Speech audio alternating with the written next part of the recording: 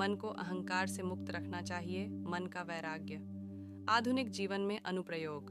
आज की भागदौड़ भरी जिंदगी में भी योग और वेदांत का समागम बहुत फायदेमंद है। योगासन और ध्यान के अभ्यास से हम तनाव कम कर सकते हैं और मानसिक शांति प्राप्त कर सकते हैं। साथ ही वेदांत के सिद्धांतों को अपनाकर हम अपने जीवन के लक्ष्यों को स्पष्ट रूप से देख सकते हैं और भौतिक सुखों के पीछे न भागते हुए सच्चे आनंद की प्राप्ति कर सकते हैं। योग और वेदांत के विभिन्न आयाम। इस व्याख्या को और गहरा बनाने के लिए योग और वेदांत के विभिन्न आयामों पर गौर करना जरूरी है। योग के अंग। योग केवल शारीरिक आसन भर नहीं है, इसमें प्राणायाम, श्वास नियंत्रण, प्रत्याहार, इंद्रियों को नियंत्रित करना, धारणा, एकाग्रता, ध्यान और समाधि अवस्था जैसे विभिन्न अंग शामिल हैं। ये सभी अंग मिलकर मन को शांत करने और चेतना को ऊपर उठाने में सहायक होते हैं। वेदांत के मार्ग। वेदांत दर्शन में आत्मज्ञान प्राप्त करने के लिए कई मार्ग बताए गए हैं। इनमें ज्ञान योग, ज्ञान प्राप्ति के माध्यम से आत्मज्ञान; कर्म योग, कर्म करते हुए अनासक्ति का भाव; भक्ति योग, ईश्वर के प्रति प्रेम और भक्ति के माध्यम से आत्मज्ञान; और राजयोग, मन को नियंत्रित करने के माध्यम से आत्मज्ञान प्रमुख हैं। हर व्यक्ति अपनी प्रकृति के अनुसार इन मार्गों में से किसी एक का चयन कर सकता है। अंतर का अनुभव। योग और वेदांत का लक्ष्य केवल शास्त्र का ज्ञान प्राप्त करना नहीं है, बल्कि आत्म अनुभव प्राप्त करना है।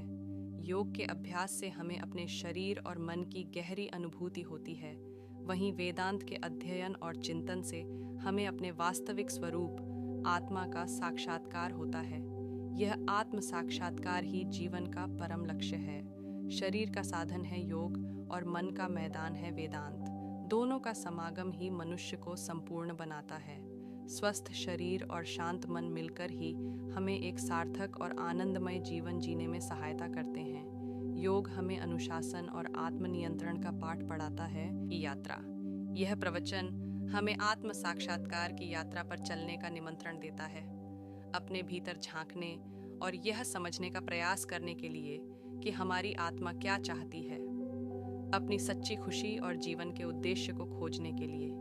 जब हम अहंकार को तोड़ते हैं, अपनी इच्छाओं पर नियंत्रण रखते हैं और जीवन में सचेत चुनाव करते हैं, तो हम धीरे धीरे अपने आत्म स्वरूप को जानने लगते हैं। यही हमारे जीवन का असली उद्देश्य है। आलोचनात्मक दृष्टिकोण। आध्यात्मिक जगत का पुनर्विचार प्रवचन कुछ आध्यात्मिक जगत में प्रचलित अवधारणाओं की भी आलोचना करता है, जैसे गो विद द फ्लो, धारा के साथ बहो, या जस्ट एक्सेप्ट व्हाट इज, जो है उसे स्वीकार करो। प्रवचन का कहना है कि बिना सोच समझे परिस्थितियों के आगे झुक जाना आत्मसमर्पण नहीं, बल्कि आलस्य है। हालांकि इसका यह मतलब नहीं है कि हमें हर चीज से लड़ना या विद्रोह करना चाहिए। सचेत प्रतिक्रिया, बल्कि हमें सचेत रूप से जवाब देना चाहिए। हमें चुनना चाहिए कि कब बहना है और कब अपने पैर जमाने हैं। कभी कभी परिस्थितियों के साथ बहना जरूरी होता है, लेकिन कभी कभी परिस्थितियों को बदलने के लिए दृढ़ होना भी जरूरी है।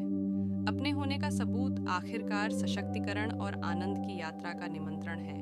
यह हमें जड़त्व से निकालकर एक सचेत और जिम्मेदार जीवन जीने की ओर प्रेरित करता है। यह हमें याद दिलाता है कि हमारी जिंदगी अनमोल है और हमारी खुशी किसी और के हाथों में नहीं है। अपने अस्तित्व को जगाकर और सचेत चुनाव करके ही हम एक सार्थक और आनंदपूर्ण जीवन जी सकते हैं। आपको अपने अवचेतन मन को सकारात्मक विचारों और विश्वासों से प्रोग्राम करना शुरू करना चाहिए। हर सुबह उठने के बाद अपने आप को कुछ सकारात्मक विचारों और विश्वासों को दोहराएं। अपने दिन भर में सकारात्मक वाक्यों का उपयोग करें। अपने लक्ष्यों और सपनों के बारे में कल्पना करें। स्वामी विवेकानंद ने कर्मयोग और अवचेतन के महत्व पर जोर दिया। उन्होंने कहा कि सफलता प्राप्त करने के लिए हमें अपने कर्मों को निस्वार्थ रूप से करना चाहिए और अपने अवचेतन मन को सकारात्मक विचारों और विश्वासों से प्रोग्राम करना चाहिए। स्वामी विवेकानंद की शिक्षाएं हमें सफलता प्राप्त करने के लिए आवश्यक ज्ञान और मार्गदर्शन प्रदान करती हैं। उनकी शिक्षाओं में शामिल है कर्मयोग, निस्वार्थ कर्म करें और परिणामों के बारे में चिंता न करें।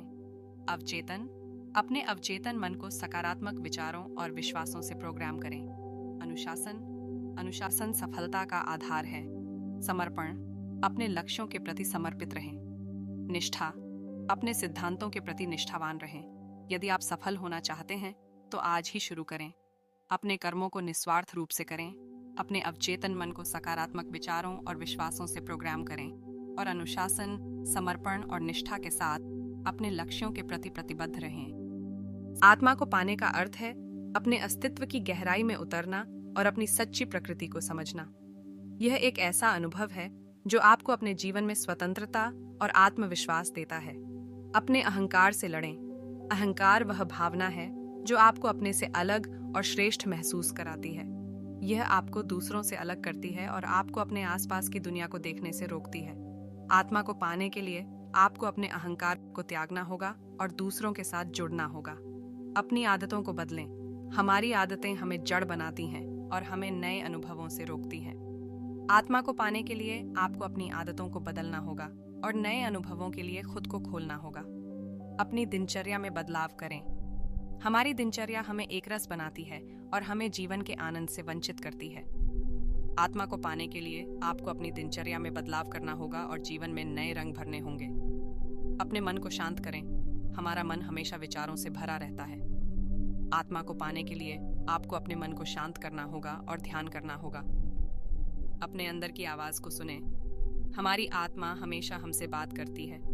आत्मा को पाने के लिए आपको अपने अंदर की आवाज को सुनना होगा और उसका पालन करना होगा।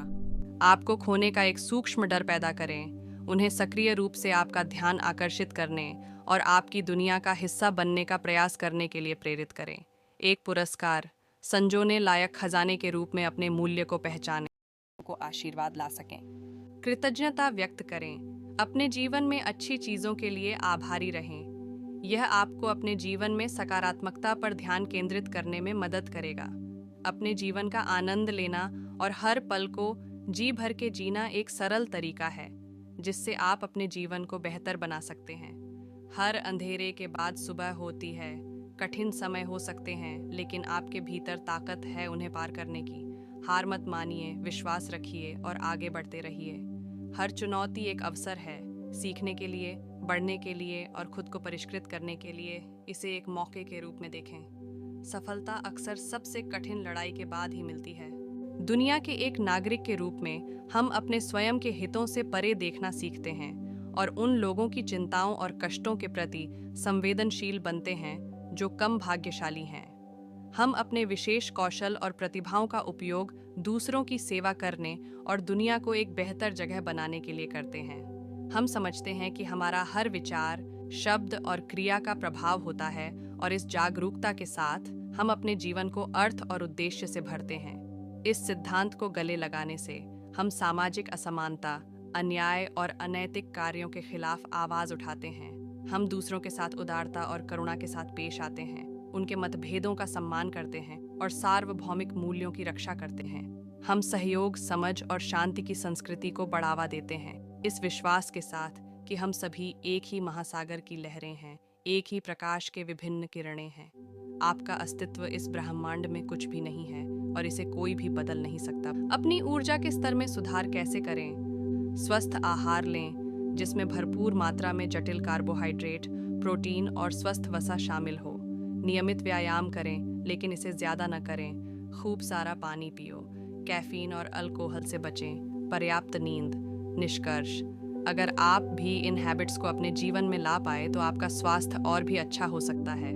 पर इस सब को फॉलो करके ही आप पूरे दिन सफलता के लिए तैयार हो सकते हैं। इस वीडियो में दिए गए सुझावों का पालन करके आप ऐसा कर सकते हैं। आज के लिए बस इतना ही। सब्सक्राइब और शेयर करना न भूलें। अपने सुझाव कमेंट में ज़रूर दें। धन्यवाद। आशा है कि आपको आज की बातें पसंद आई होंगी। अगली बार फिर मिलेंगे। तब तक सुरक्षित रहें और स्वस्थ रहें। नमस्ते।